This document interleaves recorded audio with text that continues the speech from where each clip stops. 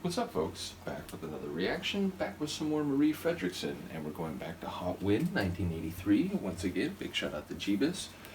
And the next tune in the playlist, according to Google Translate, translates to Further Again. And if that's reasonably accurate, it immediately occurs to me that Further and Again are both intensifying modifiers. To say that you're going to go further implies a certain amount of distance already traveled. And to say again implies at least one previous instance, if not more. So both words seem to indicate a pre-existing endeavor or process that is on some level going to continue and indeed extend, if not repeat. So ultimately, I'll look forward to hearing what people have to say in the comments, but it sounds like it sounds like a lot of conviction or intensity, because it's something that perhaps not going the full distance, or perhaps not completing something, or taking it to a satisfactory conclusion, then you're going to go further, you're going to go again. So I do look forward to hearing what people have to say. I was going to pet Luca, but I think she might be dreaming, so I'll let her do that.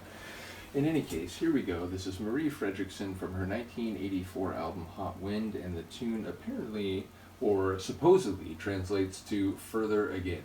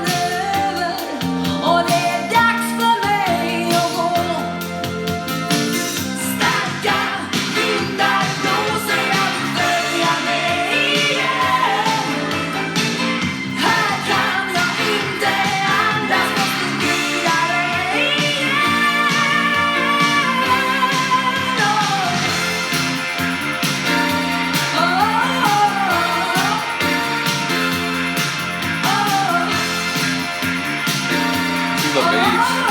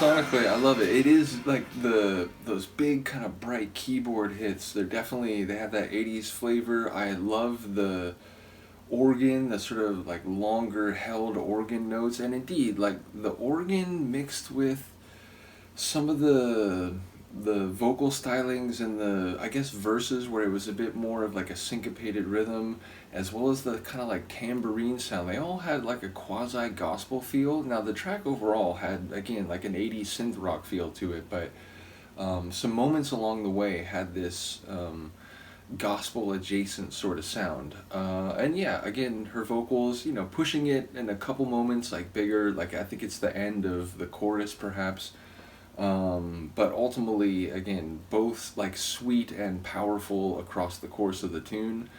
So yeah, I like a lot of what I heard. Obviously, I will look forward to hearing what people have to say about the lyrics. But either way, the idea of like conviction or passion or persistence in some endeavor, certainly vocally, you could definitely hear that, and perhaps in some of those gospel stylings, there could be a conviction that amounts to faith, where it's like, you know, you believe that, you know, there is something to be done here and you have to go through with it and so on. Now obviously this is like double layers of speculation, but yeah, ultimately the sonic stylings had sort of a conviction, but also a sort of again, gospel type of sound to them. So ultimately a cool track. I look forward to hearing what people have to say.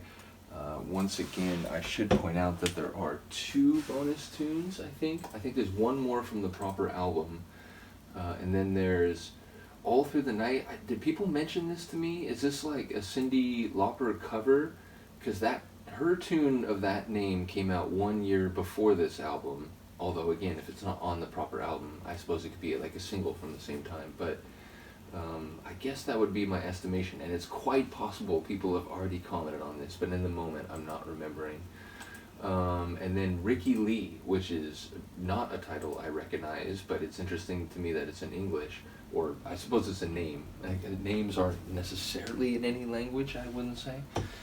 Regardless of that linguistic debate, do let me know what you think of this tune. Shout out to Luca, who perhaps was awoken briefly by Marie's sonorous singing, but has since returned to her deep sleep.